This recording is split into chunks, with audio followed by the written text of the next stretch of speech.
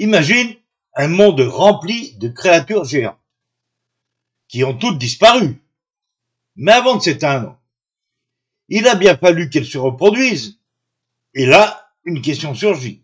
Comment les dinosaures faisaient-ils des bébés? Parce qu'on parle quand même de bestioles qui pouvaient faire jusqu'à 30 mètres de long et peser 50 tonnes. Alors niveau reproduction, ça ne devait pas être aussi simple que chez les pigeons. Aujourd'hui, on part en voyage dans le passé pour découvrir comment les dinosaures ont donné naissance à la génération suivante, avec des œufs, des nids et même peut-être un peu de tendresse, qui sait. Ce qu'on sait déjà, c'est que tous les dinosaures pondaient des œufs. Pas de bébés qui poussent dans le ventre, comme les mammifères. Non, non, des œufs, posés dans un nid, comme les oiseaux ou les reptiles. Et devine quoi? On a retrouvé des fossiles d'œufs de dinosaures un peu partout dans le monde.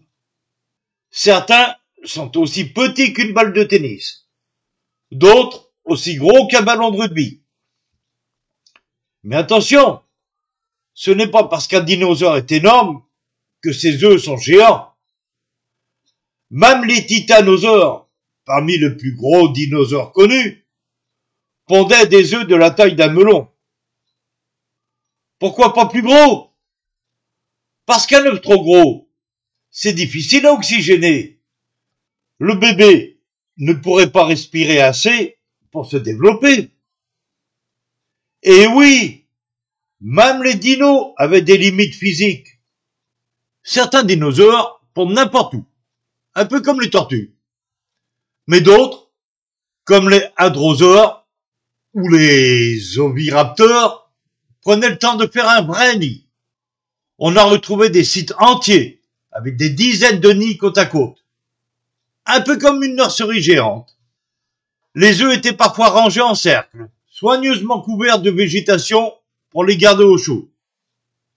Et le plus fou, certains fossiles montrent que des dinos restaient près de leur nid, peut-être pour protéger ou couver les œufs. Un comportement très proche des oiseaux d'aujourd'hui. Bon, là, on entre dans la zone floue. Car les dinosaures, c'est comme les oiseaux ou les crocodiles. Ils avaient sans doute un cloaque, c'est-à-dire une unique ouverture pour faire pipi, caca et les bébés.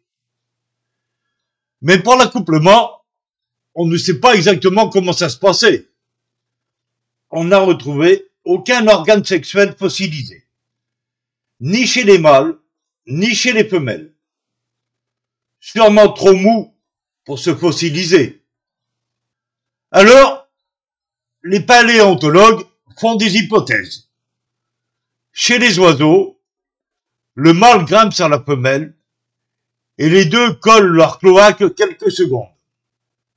Chez certains reptiles, le mâle a un pénis, ou deux hémipénis. Et chez les dinos, on pense que les plus petits faisaient comme les oiseaux. Mais pour les géants, genre T-Rex ou sauropodes, ça reste un véritable casse-tête. Ils devaient trouver la bonne position avec leurs énormes queues et leurs pattes massives. Bref, un moment pas très romantique, mais sûrement très technique. Une fois l'œuf pondu et incubé, un petit dinosaure sort. Souvent minuscule par rapport à ses parents. Par exemple, un bébé tricératops mesurait à peine 30 cm à la naissance, alors que l'adulte dépassait les 2 tonnes. Et ensuite, certains bébés étaient laissés à eux-mêmes, comme chez les reptiles, mais d'autres recevaient des soins, de la nourriture. Encore une fois, on pense que certains dinos étaient de vrais parents attentionnés, comme les oiseaux modernes. Certains fossiles montrent même des groupes de jeunes dinos restés ensemble après l'éclosion. Un peu comme une crèche préhistorique.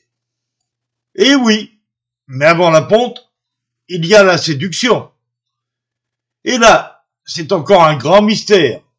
Mais on a quelques pistes. Certains dinos avaient des crêtes, des plumes colorées, ou des colorettes, un peu comme les pans d'aujourd'hui. Peut-être qu'ils se faisaient beaux pour séduire. Et les sons? Les hadrosaures avaient de longues crêtes creuses sur la tête.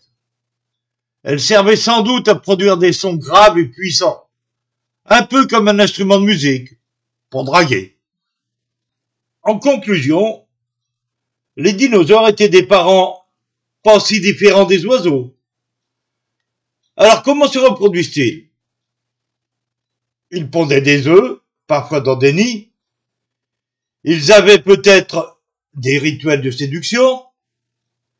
Certains protégeaient leurs petits. Et comme les oiseaux, ils étaient parfois plus attentionnés qu'on l'imagine. Finalement, même s'ils étaient gigantesques et impressionnants, les dinosaures avaient une vie familiale bien plus complexe qu'on ne le pensait.